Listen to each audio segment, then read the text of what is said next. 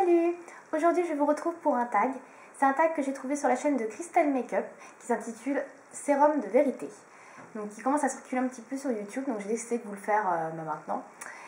Et ce tag a été créé par Mrs. Liz Makeup et Quickie Makeup. Voilà, il y a 10 questions, j'espère que ça va vous plaire. Première question. Penses-tu que le nombre d'abonnements est important? Pourquoi?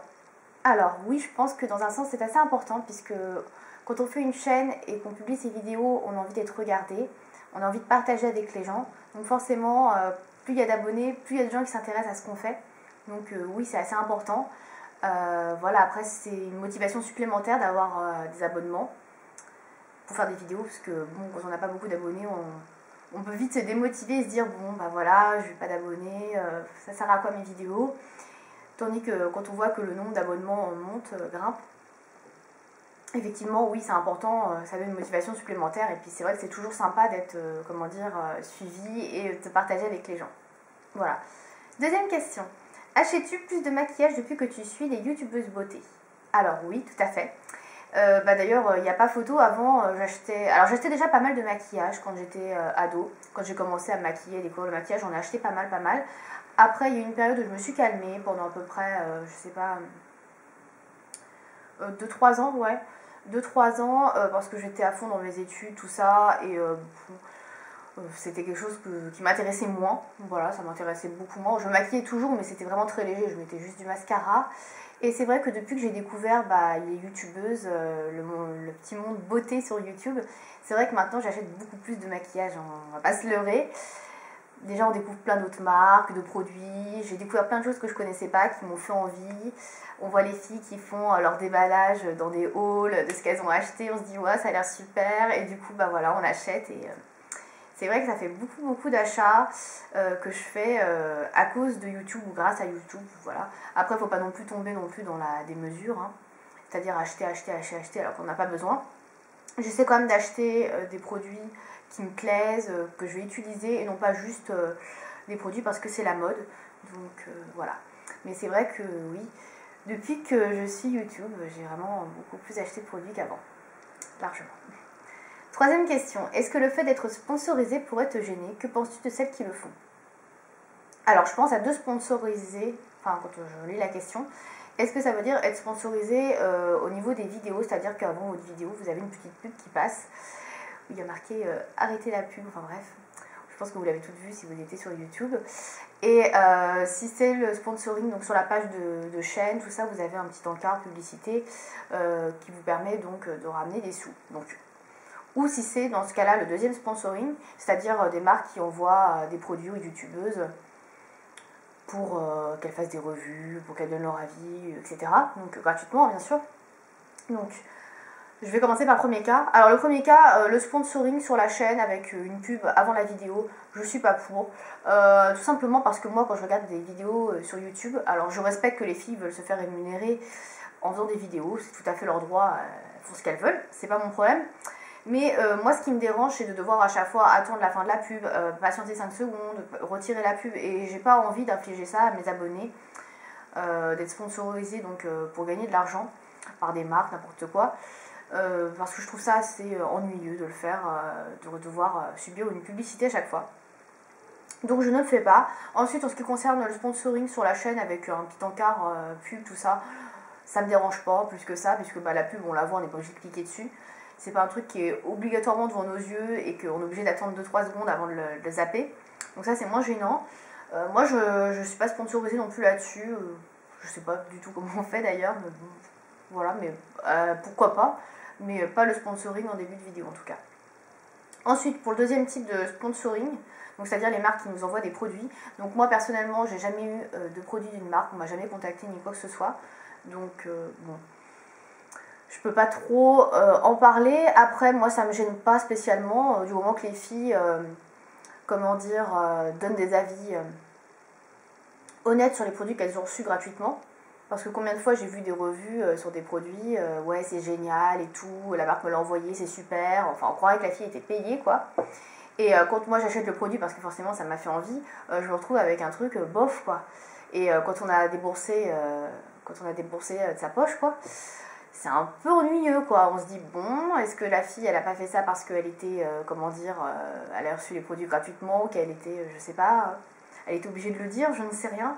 Donc on doute un peu de la sincérité des gens, mais bon, des fois, enfin moi ça me dérange pas dans la mesure en tout cas où la personne qui a reçu les produits gratuitement fait une revue honnête des produits. Ça me dérange pas. Après, je peux comprendre qu'il y ait des gens qui soient un peu dérangés, les simples lecteurs de vidéos, enfin les lecteurs de vidéos. Et les simples spectateurs, on va dire, des youtubeuses ou les youtubeurs qui ne font pas de vidéos, qui voient les youtubeuses recevoir à chaque fois plein de produits, eux ils se disent ouais super, moi j'ai jamais rien, elle est privilégiée. Ça peut être dérangeant, c'est sûr. Bon, voilà, moi je fais des vidéos, j'ai jamais rien su, donc voilà, hein, c'est comme ça et puis c'est tout. Hein. Après, est-ce que c'est vraiment bien de recevoir des produits tout le temps, de marque? Je ne sais pas. Voilà. Mais à la base, en tout cas, ça ne me gêne pas. Ensuite, question suivante. Alors, c'est la question numéro 4. Que penses-tu des vidéos haul de cette façon d'étaler ses acquis? Alors, moi, des vidéos haul, j'en fais pas mal quand même, donc forcément, j'en pense quand même du bien, sinon je m'en ferais pas. Alors, c'est vrai que je fais pas mal de vidéos haul. En général, j'essaie de faire des vidéos haul construites. C'est-à-dire de montrer mes achats et d'expliquer, déjà quand je les montre en général je les ai un peu utilisés pour la plupart du temps, c'est très rare que je les ai pas utilisés. Hein. Quand je les ai pas utilisés c'est que c'est des produits de soins pour le corps, mais quand je montre du maquillage en général je vais les tester. Et donc j'essaie de donner un peu mon avis en montrant mes achats, donc j'ai acheté ça, j'aime bien ça, donc en gros c'est un peu un haul revue quoi. Je vous montre ce que j'ai acheté et en même temps je vous dis ce que j'en pense, donc c'est pas vraiment un haul étalage, tenez regardez j'ai acheté ça, je vous le fous à travers la tronche, non c'est pas ça. De toute façon voilà je fais pas des vidéos haul pour montrer ce que j'ai acheté, je suis pas là en disant regardez j'ai acheté des trucs chez Body Shop c'est trop bien, non je suis pas comme ça du tout.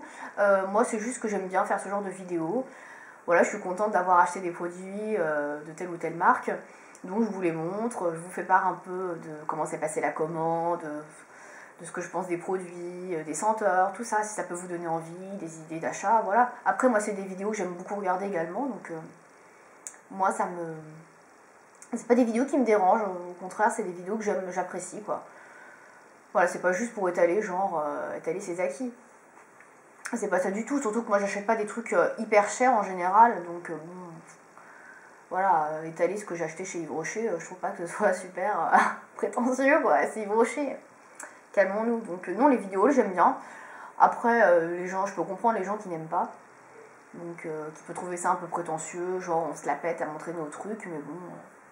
Moi, je pense que les filles qui font ça veulent juste partager, en fait, avec des gens leurs nouvelles trouvailles, quoi. C'est comme si vous montriez à une copine à vous, bah tenez, regardez, tiens, regarde, j'ai acheté un petit haut et tout, il est sympa, enfin voilà, quoi. C'est comme si on faisait du shopping et qu'on montrait ses achats à une copine, quoi. Voilà, c'est un peu ça du tout. Moi, je trouve que les hauls, c'est plus ça. Voilà. 5e question. Qu'as-tu pensé de l'article Grazia à propos des youtubeuses hauleuses? Alors, je n'ai pas lu cet article, j'en ai entendu parler. J'ai peut-être dû lire quelques lignes, je sais plus trop. Bref, je me rappelle plus très bien. De ce que j'avais pu voir, apparemment, la journaliste critiquait pas mal les hauleuses. Comme quoi, les youtubeuses, toutes celles qui faisaient des vidéos sur YouTube étaient des hauleuses. Donc, en fait, on faisait des vidéos que sur ce qu'on achetait. En gros, à chaque fois qu'on faisait une vidéo, c'était pour montrer ce qu'on achetait. Et pour montrer, genre, ouais, moi j'ai ça, pas toi, nanana. Ok, ça n'a rien à voir. Alors déjà, ce que j'en pense... du bien forcément, puisque voilà, on ne se cantonne pas non plus qu'à montrer des achats. Moi je fais des revues, j'essaie de faire des choses un peu plus variées. Puis voilà, je suis pas juste là à vous dire tenez regardez, j'ai acheté un nouveau fard à paupières, il est trop bien, vous ne l'avez pas. Non, je suis là, je vous dis ouais j'ai acheté un nouveau fard à paupières, il est comme ça, il fait ci, il fait ça. Enfin voilà, je suis pas...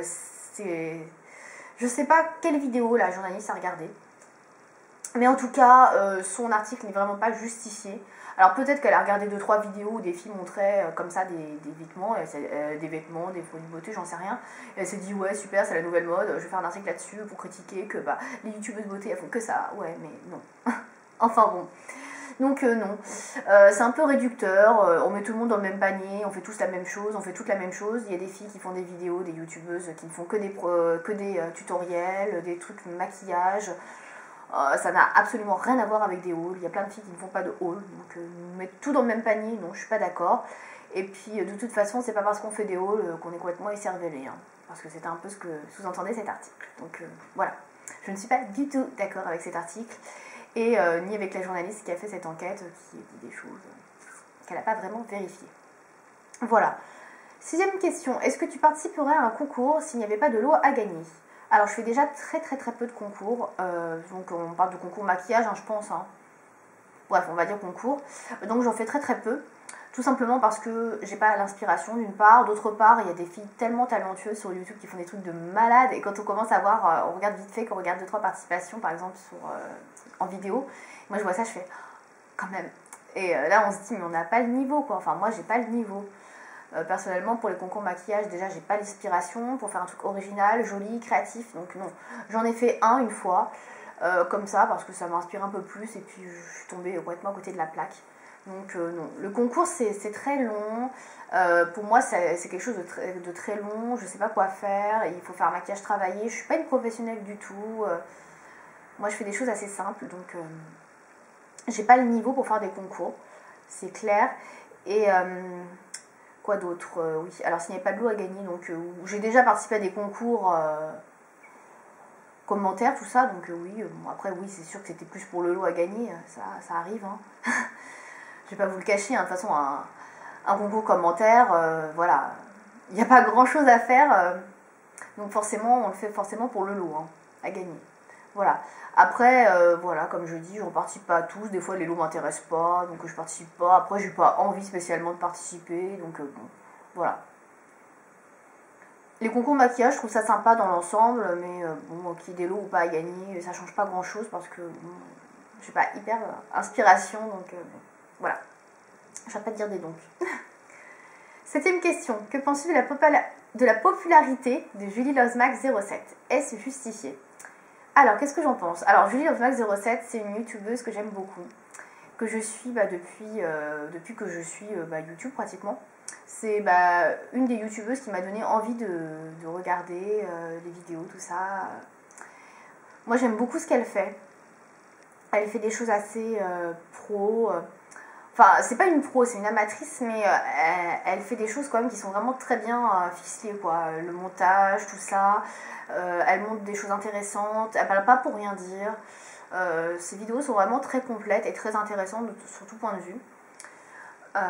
Voilà, donc après justifier, oui, dans la mesure où elle s'exprime bien, elle explique bien les choses, elle montre des choses intéressantes, mais qui sont quand même abordables pour tout le monde, donc oui, c'est justifié. Voilà, ça pourrait être n'importe qui, c'est elle, donc voilà, mais oui, c'est justifié. En tout cas, moi, j'ai aucun problème avec Julie Losmax 07 et j'adore ce qu'elle fait. 8. Contrôles-tu ta chaîne YouTube? Approbation de commentaires, suppression de messages, etc. Pourquoi? Alors non, je ne contrôle pas. Donc tout le monde peut mettre son commentaire comme il veut. J'ai jamais supprimé de message. Tout simplement déjà parce que j'ai pas énormément de messages. Et quand les gens sont pas contents de ce que je fais, ils me marquent un j'aime pas. Je ne sais pas pourquoi. Mais en tout cas, ils n'aiment pas, c'est sûr. Donc non, j'ai jamais eu à contrôler ma chaîne de cette manière-là. Donc voilà. Après, peut-être que si je suis plus connue, je serais sûrement amenée à le faire. Mais bon, voilà. Il faut savoir, comment dire, être dans la mesure, dans une juste mesure. C'est-à-dire que si on a des commentaires vraiment insultants qui sortent de nulle part, forcément, on va pas laisser ça sur sa chaîne. Après, si c'est juste une personne qui fait « Ah, mais j'aime pas ton maquillage », on s'en fout, quoi. Voilà. Ça sert à rien de le supprimer. Même si ce serait bien que la personne s'explique un peu plus. Mais bon. 9e question. Que penses-tu des polémiques entre youtubeuses? Est-ce que tu en as déjà été victime? Alors déjà non, je n'ai jamais été victime de polémiques, donc je suis très peu connue, hein, j'ai pas beaucoup d'abonnés, donc forcément ça aide. Qu'est-ce que j'en pense? Alors j'en connais pas 36 000 des polémiques, disons que je suis pas trop ces histoires, enfin voilà, je suis pas très, comment dire, en contact avec des youtubeuses, donc forcément j'en entends pas forcément parler, ou bon voilà, moi je vais sur YouTube, je regarde les vidéos que j'aime et puis après je m'en vais, quoi. Donc je suis pas forcément en contact avec les gens. Donc je suis pas très au courant. Après je sais qu'il y a eu 2-3 polémiques à certains moments sur des produits de beauté. En fait, c'était des youtubeuses qui avaient reçu gratuitement des produits de beauté sur une marque. Et elles avaient dit, je sais plus ce qu'elles pensaient de la marque, et elles avaient dit des choses qui n'étaient pas vraies. Elles n'avaient pas vérifié, elles n'avaient pas fait attention. Et elles se sont fait allumer comme je sais pas quoi par je ne sais combien de filles. Genre, mais c'est n'importe quoi, c'est pas ça, et tout. Mais un truc de malade, quoi. Et il y a eu un de ces trucs, j'ai fait mais qu'est-ce qui se passe? Je comprenais pas pourquoi toutes les filles qui avaient fait la vidéo sur les produits de cette marque avaient supprimé l'ajout de commentaires. J'ai fait mais qu'est-ce qui se passe? Et je suis tombée sur une vidéo où il y avait plein de nanas qui étaient déchaînées et qui avaient laissé des commentaires comme quoi ouais mais vous dites n'importe quoi, ces produits contiennent pas ça et ça, ouais et puis c'est pas ça, puis regardez comment c'est fait, c'est pas pro. J'ai fait mais qu'est-ce qu'on s'en fout quoi. Voilà, les filles elles trouvent les produits que les produits sentent bons, elles aiment bien, voilà. Quel est le problème? Certes, elles sont trompées sur la composition, bah on leur dit, et puis voilà. Mais c'était un truc de malade, quoi. C'était genre, oui, mais faut pas acheter ça, attention, non, non. J'ai pas compris, personnellement, j'ai pas compris. Est-ce que c'était justifié ou pas? J'en sais rien. Après, des polémiques entre youtubeuses, personnellement, tout ça, j'en ai pas suivi beaucoup. Après, il y avait eu des polémiques que j'avais regardées de loin. Des filles qui s'étaient insultées entre elles, je crois, quelque chose comme ça, qui avait tort, qui avait raison, une qui copiait une autre et tout, enfin, moi j'aime dire c'est des trucs de gamine, hein. On est sur YouTube, on est sur internet, on n'est pas sur du réel, on est là pour faire des loisirs, pour partager une passion en commun, hein. À quoi ça sert de se prendre la tête? Voilà, moi je comprends pas l'intérêt de se prendre la tête, alors qu'on est là pour partager notre passion et parler de ce qu'on aime. Pourquoi aller se prendre la tête avec des filles voilà. Je trouve ça un peu inutile. Enfin, dernière question. Est-ce que pour toi aussi, avant YouTube, un Mac, c'était soit le patron d'une prostituée, soit la création de Steve Jobs? C'est une question. Alors, Mac, je ne connaissais pas. De là à dire que c'était le patron d'une... Faut pas exagérer non plus, hein. La création de Steve Jobs... Bah, en fait, quand on n'a jamais entendu parler, on pense qu'il n'y a que Mac, voilà, la création de Steve Jobs, forcément. Mais bon, une fois qu'on entend parler sur YouTube et qu'on entend des filles qui font oui, j'ai un pinceau Mac, j'ai un fard à paupières Mac, on se rend bien compte que voilà, c'est une marque. Donc non, je connaissais pas avant YouTube, c'est certain, mais en même temps, voilà, je connaissais pas beaucoup de marques puisque bah, globalement, j'achetais mon maquillage soit chez Yves Rocher, soit en grande surface, donc forcément, je connais pas grand-chose. Pour moi, les Sephora, c'était juste des parfumeries, et il n'y avait pas de make-up, ou alors des grosses enseignes, quoi. Donc voilà, donc, je ne connaissais pas Mac, mais j'ai jamais pensé quoi que ce soit de ces deux propositions. Voilà. C'était la dernière question, ça a été un petit peu long, je crois. J'espère en tout cas que ce tag vous a plu, et si vous ne l'avez pas fait, bah, n'hésitez pas à le faire. Voilà, je vous dis à bientôt, salut!